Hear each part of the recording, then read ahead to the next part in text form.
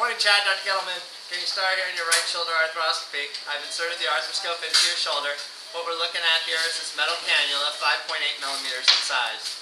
We're going to start by looking around the shoulder. The first landmark we look at is this big white cord sitting right in here. That's your long head of your biceps tendon. The biceps tendon looks normal, no signs of any fraying or tearing. Superior labrum, biceps anchor right in here looks normal, no signs of any detachment or tear. The posterior labrum in the back of the shoulder looks okay, no signs of any abnormality there. As we follow this inferiorly, we see the axillary recess, the capsular attachments here look normal. The cartilage here on the ball and the socket joint are well maintained. I don't see any signs of any arthritis. As I rotate up, we see the anterior or front portion of your rotator cuff tendon, and that looks perfectly normal, no signs of any abnormality there.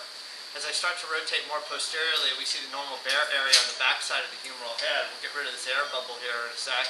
And this is the area where we see the kind of damage to that rotator cuff. And what I want to do here is just bring this cannula up so I can get rid of some of that air.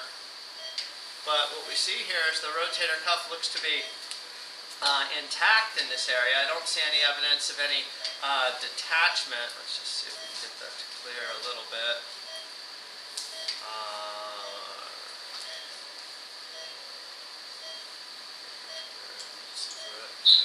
And so we're going to have to look from the top surface or the bursal surface in a moment. As we look up in the front of the shoulder, we see a little fraying on the anterior superior labrum. We can see a little fraying here on the leading edge of your subscapularis tendon sitting behind that right in there. We can see some changes there, a little bit of degeneration on the subscapularis tendon. As I look inferior to that, we see the anterior band of the inferior ligament, which looks just fine. We're going to look now from the front towards the back.